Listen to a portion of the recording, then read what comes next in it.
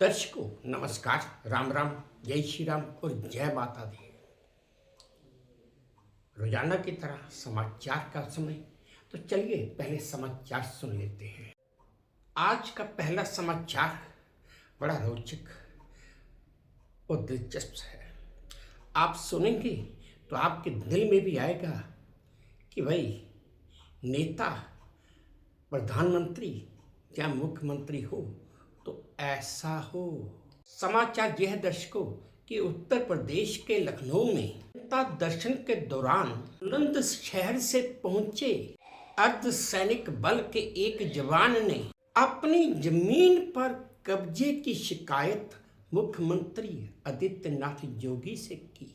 इस पर जो जवाब योगी आदित्यनाथ का था, उसने तो दिल ही जीत लिया। दिल क्या, सबको जीत ही लिया। योगी ने कहा, आप निश्चिंत होकर देश की सेवा करें। आपके परिवार की जिम्मेदारी सरकार की है।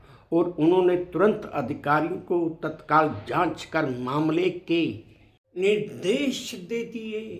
एक दिलचस्प और रोचक खबर कि ना कोर्ट ना कचहरी, समाधान यहीं पर हो।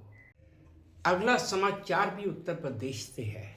उत्तर प्रदेश के बागवत जिले में एक शख्स ने अपनी पत्नी को कथित तौर पर जुए में दांव पर लगा दिया और फिर हार भी गया।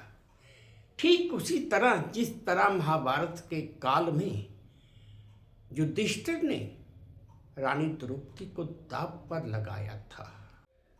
उसकी पत्नी ने शिकायत की और पत्नी की शिकायत के मुताबिक उसके पति ने अपनी पत्नी पर अपने दोस्तों के संग सेक्स करने का दबाव भी बनाया, क्योंकि वो उस जुए में हार चुका था। और विरोध करने पर उसकी पिटाई भी की। महिला ने ससुर, जेठ, 2 देवर, 2 ननदोई पर दुष्कर्म का मामला भी दर्ज करवाया है। अगला समाचार यह दर्शकों की चीन के नान के बेजिंग गांव में लोग पाताल लोक में रहते हैं। पाताल लोक मतलब कि जमीन के ऊपर गड्ढे बनाए गए हैं, उनके नीचे इनके घर हैं, जिन्हें मंदारिन में डिकेंगिव जान कहते हैं। लोएस प्लेटो की मिट्टी में खोदे ये घर प्राकृतिक तौर पर एसी और हीटर का काम करते हैं। और तो और भूकंप आने पर भी ये घर सुरक्षित रहते हैं।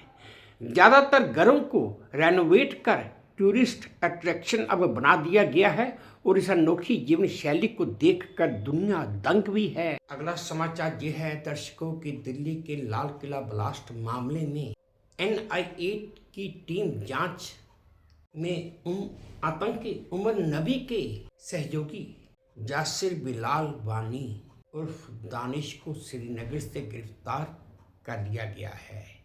ये इस मामले में दूसरी बड़ी गिरफ्तारी है।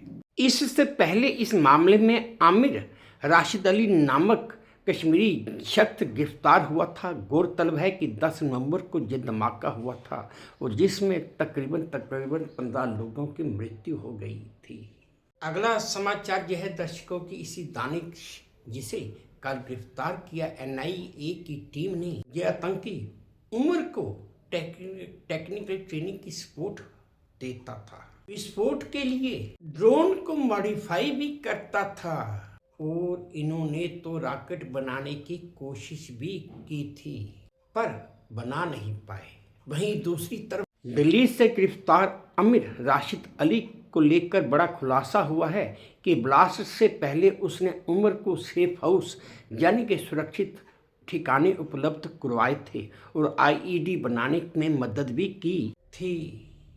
अगला समाचार यह दर्शकों की बांग्लादेश की अब 10 प्रधानमंत्री शेख हसीना को मानवता के खिलाफ दोषी ठहराते हुए मौत की सजा सुनाए जाने के बाद ढाका और पूरे बांग्लादेश में हालात बिगड़ गए हैं। अवामी लीग के समर्थकों ने सड़कों पर उतरकर आगजनी और तोड़फोड़ शुरू कर दी है। ढाका में शूट एट साइट का आदेश लागू है और सेना शहर में वक्तबंद गाड़ियों की में घूम रही है। अगला समाचार यह है दर्शकों की सऊदी अरब में मदीना के पास तीर्थ यात्रियों से भरी बस की डीजल टैंकर के साथ टक्कर में जान गंवाने वाले 45 भारतीयों में से 18 सिर्फ हैदराबाद से ही थे और वो भी एक ही परिवार के।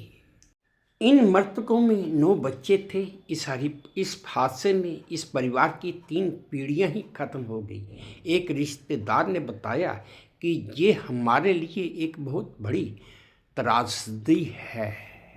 अगला समाचार ये है दर्शकों कि क्या आप जानते हैं कि स्वीडन अब दुनिया का पहला कैशलेस देश बन गया है। यहाँ अब 1% से भी कम की ट्रांजैक्शन अब फिजिकल करेंसी में होती है। 2012 में स्वीडन में स्विश नामक मोबाइल ऐप पेमेंट के लिए लॉन्च किया गया था, जिससे लोग रियल टाइम में पैसे रिसीव और सेंड कर सकते हैं, जैसे हमारा UPI है। यूरोप में सबसे पहले कागजी मुद्रा भी स्वीडन ने ही जारी की थी।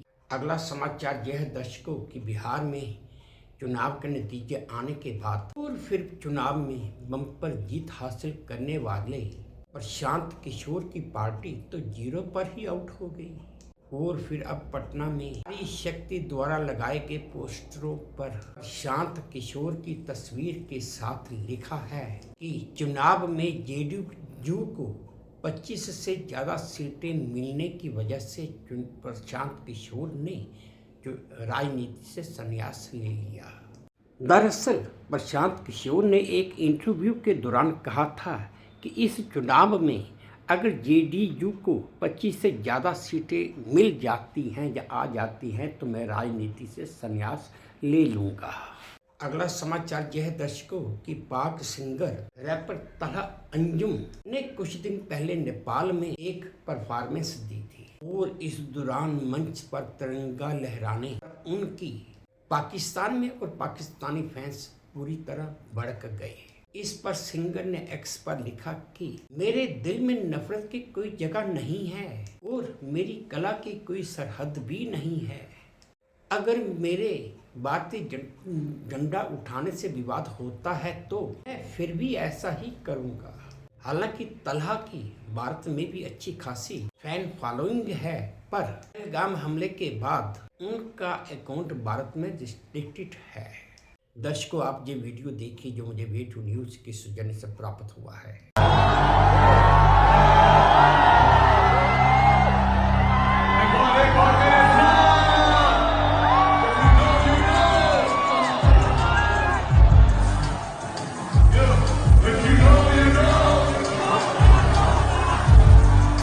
आज का आखिरी चुनिंदा समाचार यह है दर्शकों की टाइगर रिजर्व के गाइड जेम्स भूटिया का एक वीडियो सोशल मीडिया पर बड़ी तेजी से वायरल हो रहा है।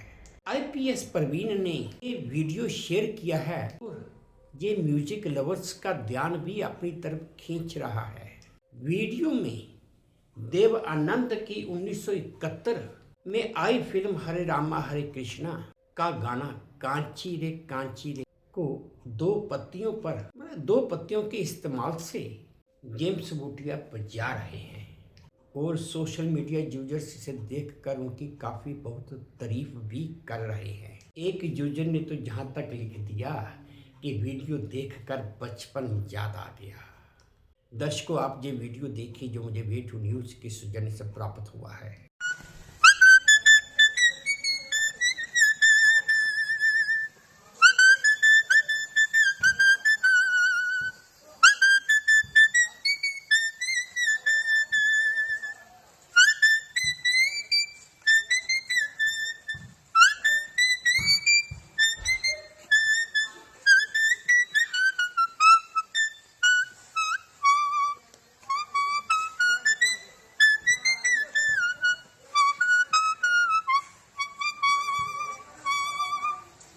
दर्शकों, ये थे आज सुबह के कुछ चुनिंदा समाचार जो मैंने आप सबके साथ साझा किए। उम्मीद करता हूँ आपको ठीक लगे होंगे, पसंद आए होंगे। अगर ठीक लगे हैं, पसंद आए हैं तो मेरी वही प्रार्थना कि प्लीज़ मेरे इस चैनल को लाइक कर दीजिए, शेयर कर दीजिए और सब्सक्राइब भी कर दीजिए। और हाँ, अपने कमेंट्स मेरे कमेंट बॉक्स में ज़रूर डालिए ताकि मैं उन्हें भी ध्यान से पढ़ सकूँ। बस अब इसी उम्मीद के साथ आप सबसे विदा लेता हूँ कि आप अपना भी ध्यान रखेंगे, अपने देश का भी ध्यान रखेंगे। जय भारत, तो धन्यवाद।